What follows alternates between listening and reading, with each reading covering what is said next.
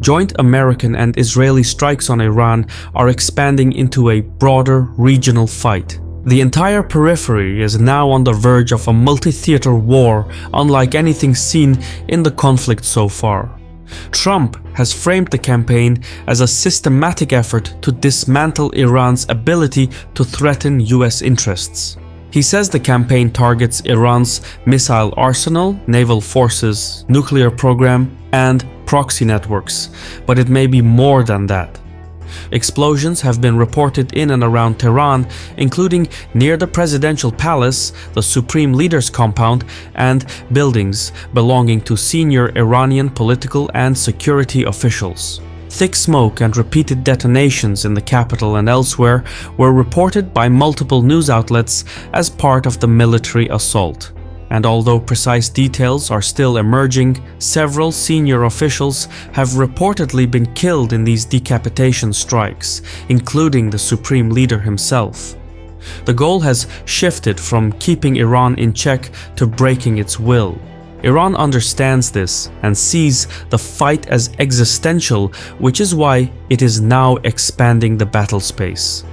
Hundreds of Iranian missiles and drones have struck economic and military assets across multiple Arab states, including Jordan, Iraq, Kuwait, Qatar, Bahrain, Saudi Arabia, Syria, and the UAE.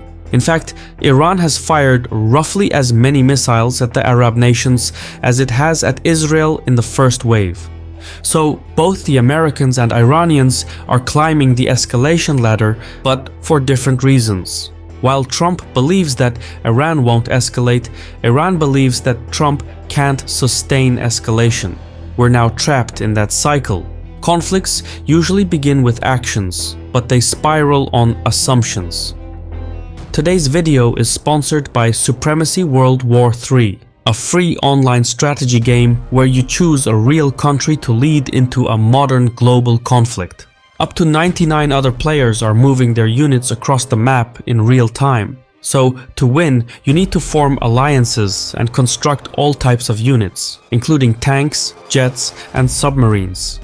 Supremacy World War III is a huge game. The key to victory is to think ahead and build alliances. What I like most about the game is that you can play with the same account on both PC and mobile. That convenience sets it apart from other games.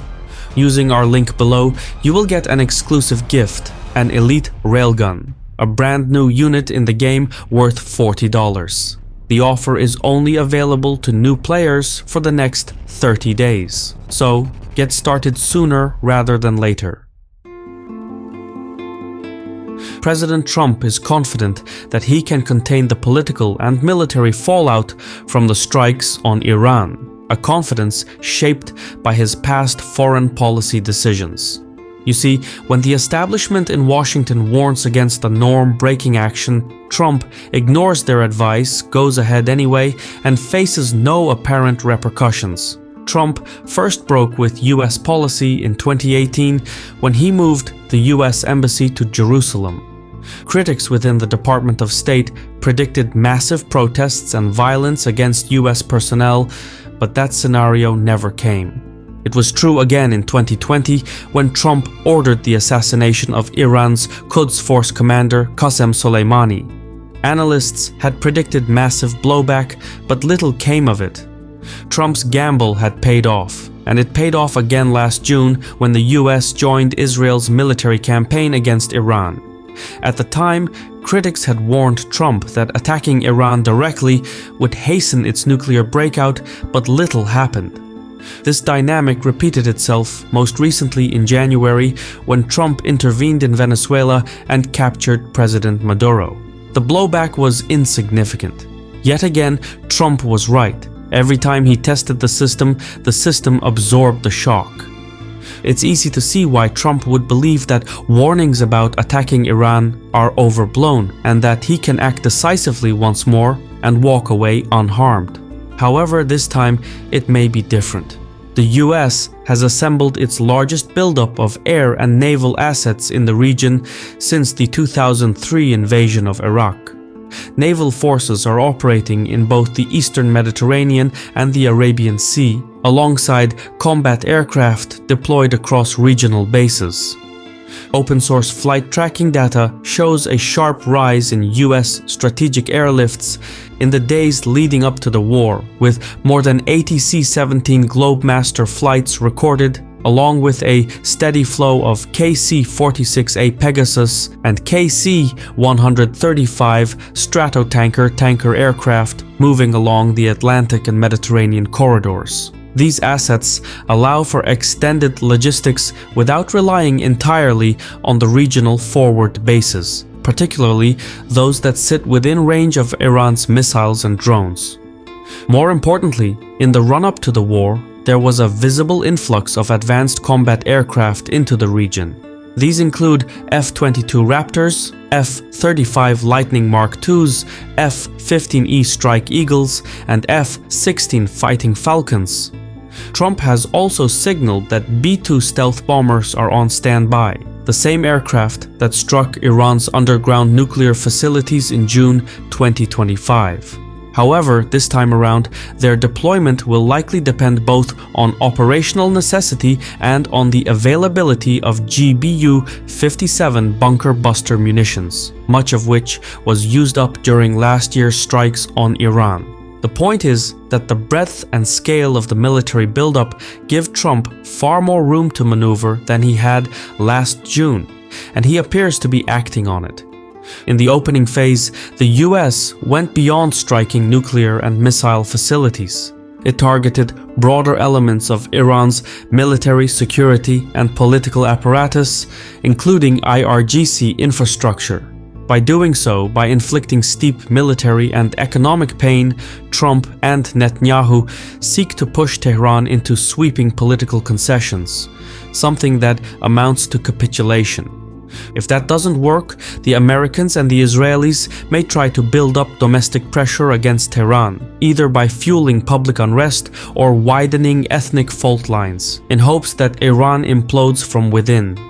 However, this approach would require a prolonged and costly commitment, and the Iranians are betting that Trump lacks the political capacity to sustain that level of escalation.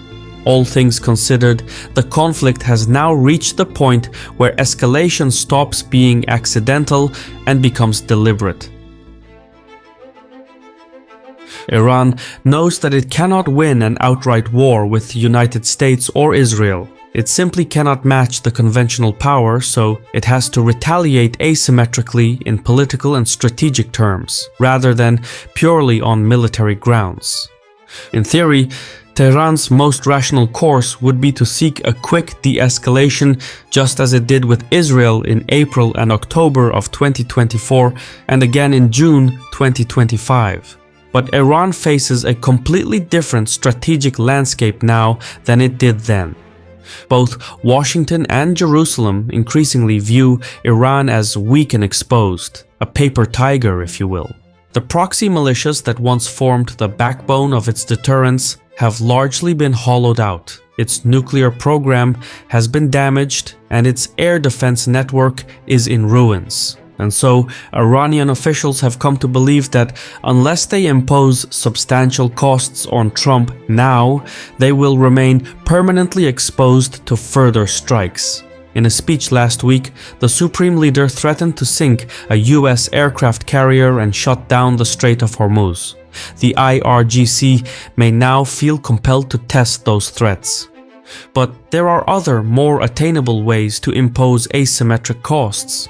The United States has roughly 40,000 troops positioned across a dozen bases, all within range of Iranian missiles. From Tehran's perspective, inflicting American casualties carries symbolic weight.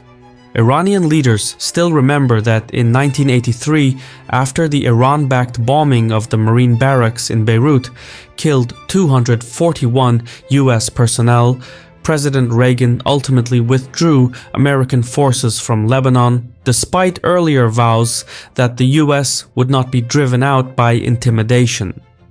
Iran looks to play into that narrative once again. According to a mid-January Quinnipiac poll, about 70% of Americans oppose military intervention in Iran, including a majority of Republicans. So, the Iranians figure that if the number of American deaths piles up, Trump will struggle to justify a conflict of his own making. This is the type of asymmetric response that plays into Iran's comparative strengths rather than just military gains on the ground. Another example is the closure of the Strait of Hormuz. This will disrupt global oil shipments and push energy prices higher and ripple through the global economy. But in the long run, it will also create immediate political pressure on Trump at home. Iran's final asymmetric retaliatory policy, perhaps its most controversial yet, is to indirectly steer the lobbying power of the Arab nations and have them pressure Trump to bring an end to the war. Even though the relationships between Iran and the Gulf Arab states are stronger now than in the past, Tehran knows that Gulf leaders carry real influence with Trump and could appeal to him to back down if they came under pressure. So that's what Iran is trying to achieve by targeting economic and strategic assets in Jordan, Iraq, Kuwait, Qatar, Bahrain, Saudi Arabia, Syria, and the UAE. So far, Iran has fired roughly as many missiles at the Arab nations as it has at Israel in the first wave. This is Iran's way of trying to convert Gulf Arab vulnerability into American political pressure. The problem with this course of action is that it could just as easily backfire and force the Arab nations to join the American-Israeli bombing campaign. So, it's a gamble that could escalate the war to Iran's disadvantage. Things are never so bad that they can't get worse. Remember to play Supremacy World War III for free on PC or mobile. Use the link in the description to claim the Elite Railgun bonus, available for the next 30 days. I've been your host Shirvan from Caspian Report. If you approve of what we do, please leave a comment, hit the like button, and mayhaps share the video. In any case, thank you for your time, and Sawal.